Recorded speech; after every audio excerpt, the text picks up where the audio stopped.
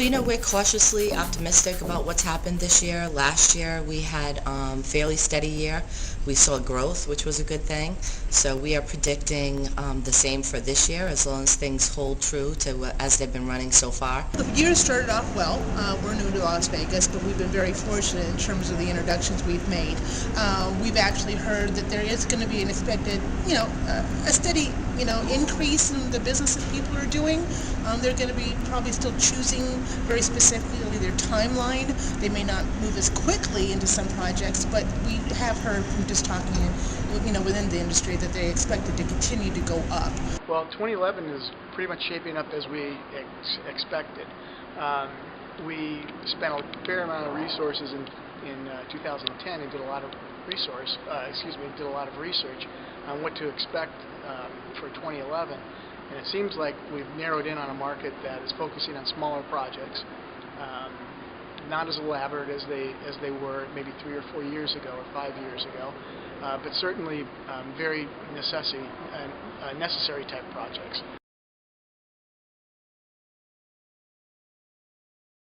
Some of the trends that I think that were very obvious were the use of what I'm going to refer to as the fifth wall within the kitchen space, looking at the kitchen ceiling and looking at the applications, whether it might be a wood or a trade ceiling, a detail of a design element, and looking at the different projects that we've seen throughout the show and really amplifying and kind of ramping that up. I'll tell you, the first big trend that I saw is an attention to the budget, more of a budget market.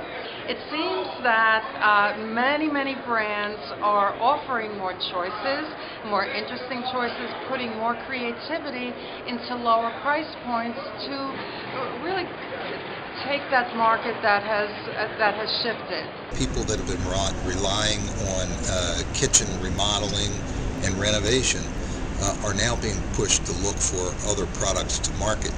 So they're moving more into the bathroom item because obviously they're cheaper in most cases to do a facelift or a replacement of bath products than to do a whole kitchen right now. Well, the trends that I'm seeing on the showroom floor today are very similar to what we're finding in our market.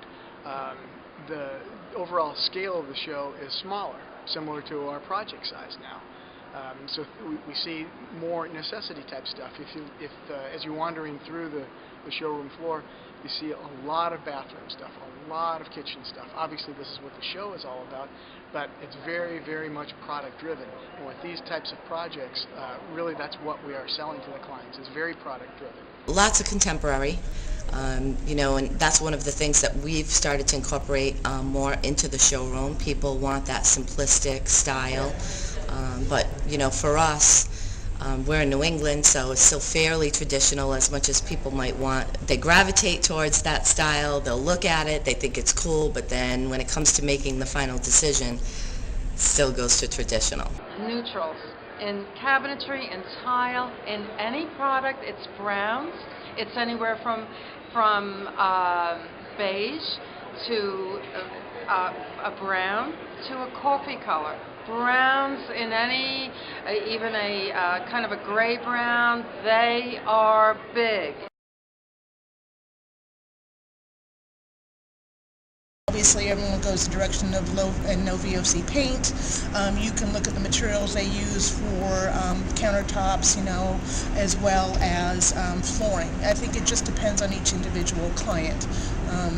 That's one of the things we like to talk to people about. Is that something important to them? Everyone's different. So, some people want to go that direction. Others just want to make it work for the budget that they have for their particular home. And a lot of times people don't realize that they're actually doing green. I may go into a project and instead of using wood studs, I may use steel studs, which is sustainable.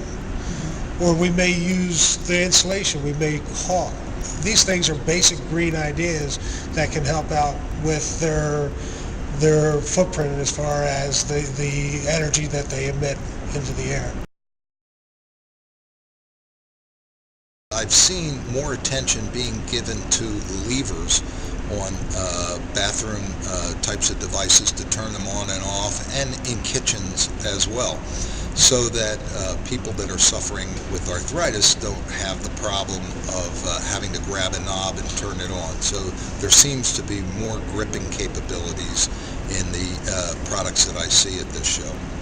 You know, we're seeing that demand again as everyone gets older, but certainly there is the demand to make people who have the resources available to them to stay in their homes as long as possible, whether it's unique looking grab bars. We did see some of that at the new product pavilion, and then there's some fantastic tubs, either by Kohler, and I think it was Aquajet, where again an older person or someone with a disability can swing themselves by sitting down and swinging their legs into the tub area, and then having the wall go up, be hermetically sealed so that the water does not get out.